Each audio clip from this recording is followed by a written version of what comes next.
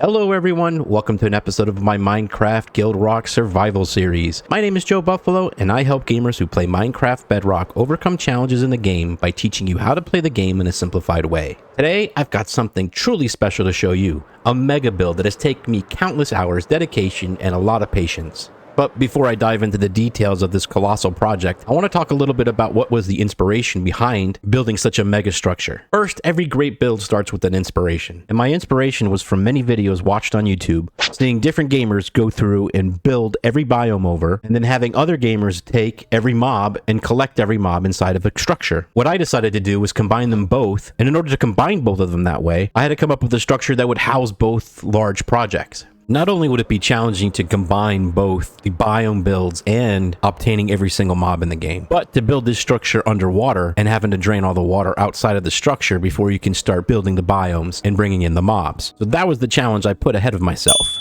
So I've always been a fan of the pentagon. So instead of replicating the pentagon, I decided to use an octagon. After I had the octagon built, I had this fantastic idea to put a dome in the middle of it. And then, in order to get to the dome, I needed tunnels leading from the outside of the octagon into the dome itself. So after figuring out how I wanted to build it, I took a few shulkers of glowstone that I traded with some villagers and used that as my guide to start the octagon. Let me show you the details of the build. Let's go. To begin this, I'd like to give a shout out to Akamitsu. He helped me put together the color palette and the block choice used for the entire build of the octagon, with the exception of the hallways. What takes an incredible amount of time is gathering the supplies used in order to build it. First, I needed shulkers and shulkers of tuff, and I never realized that tuff isn't really that tough to find. So I decided to go to the area where we were wither mining and just go through the tunnels to find all the tuff I could and gather it to fill 7 or 8 shulkers.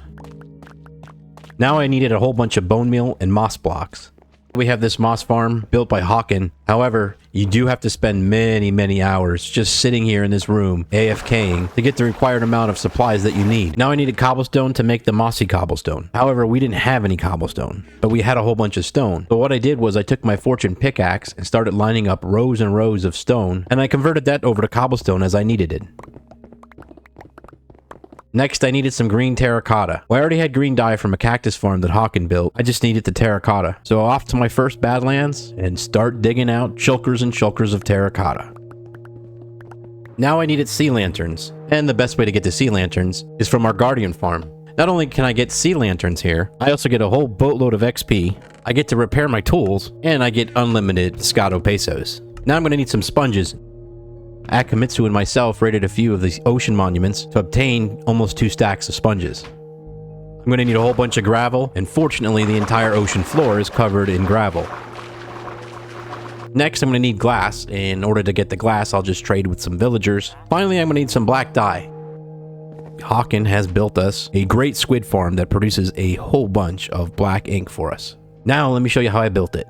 So I designed the archway to have 20 blocks in between. For the walls, I used tuff and worked in mossy cobblestone with mossy stone bricks. I started with a row of sea lanterns, then 3 of the blocks mentioned before, and then finished with a row of sea lanterns. Then on top of the sea lanterns, I added mossy cobblestone stairs, then turned around and put the mossy cobblestone stairs upside down.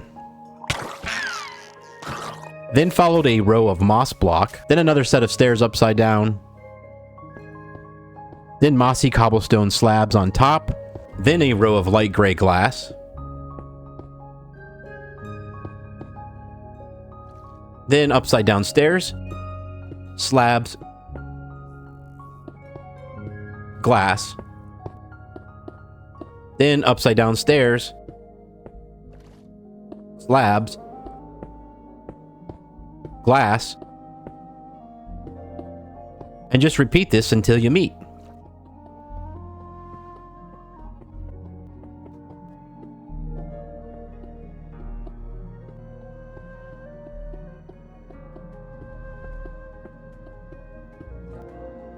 Now, I have to do the entire octagon. Oh my goodness, another drowned. These are so annoying. And I apologize for this dolphin. He is just trying to show off and get on the video.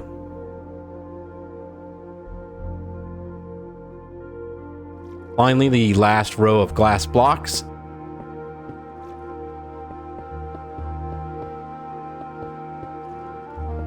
And I'm done. Hell, that wasn't that bad. Now it's time to put the floor in.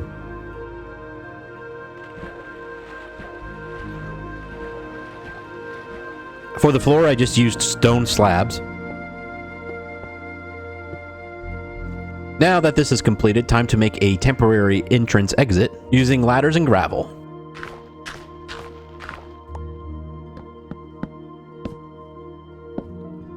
Now I have to drain all the water out. I'm going to go ahead and place gravel down the entire 20 blocks, and then I have a 4-block gap in between each wall of gravel. The gravel will stretch from the floor to the ceiling.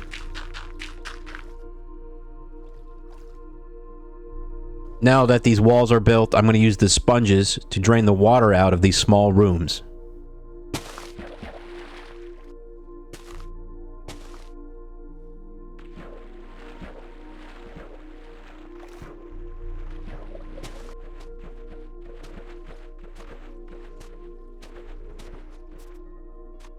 Well, all I have to do is the rest of the octagon at this point.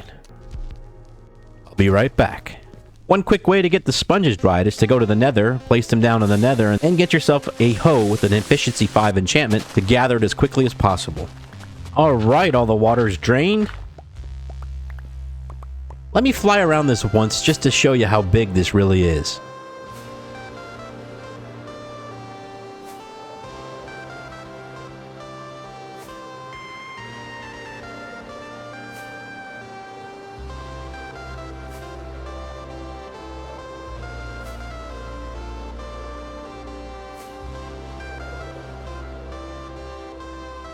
Now it's time to work on the dome. It is a 152 diameter circle. I started with 2 rows of sea lanterns. And then I used the same blocks that I used in the octagon. Then at the top of the dome, I used 2 more rows of sea lanterns. Next, to build the tunnels, I started with a glass floor, 10 blocks wide. And then I used dark prismarine blocks and stairs, followed by glass panes,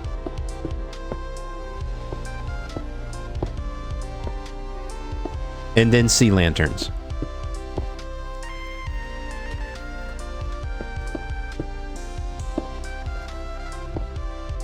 And then dark prismarine stairs.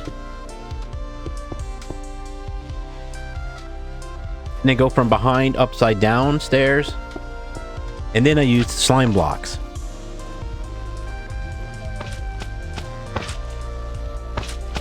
Then upside down stairs. Then glass.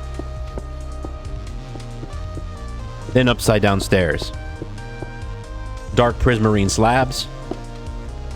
And then finally glass.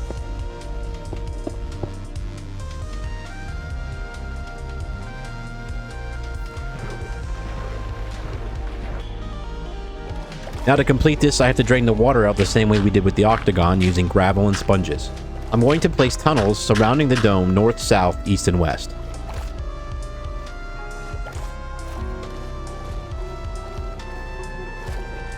Ha! You can't get me now, drowned. I'm safe inside here.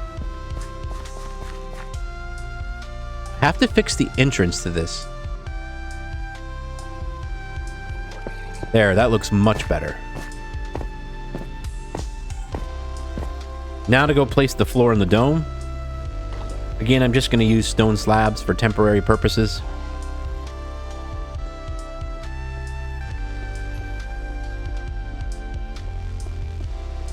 And now time to drain the dome. The problem with this is that the area is so big, it's very dark in certain spots, causing more mobs to spawn.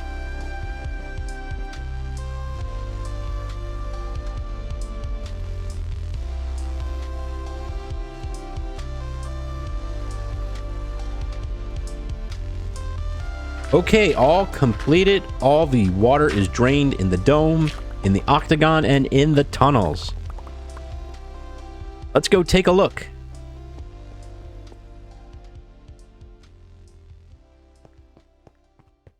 Well, it's really starting to come together and look really awesome. The sad thing is that this is only about halfway done. I still have all the mobs and biomes to bring inside of this structure, not to mention all the ocean terraforming I have to do. If this type of build interests you, and you want to play in a server like this, then you should go into the description and apply to play on the GuildRock SMP. Go ahead and comment down below onto what biome you want me to build first in the Octagon. Well, that wraps up today's video. I hope everybody had a great day. I want to thank you for joining me on this journey through my first part of my mega build. Go ahead and hit that like button, smash that subscribe button, and I'll see you in the next video. Bye.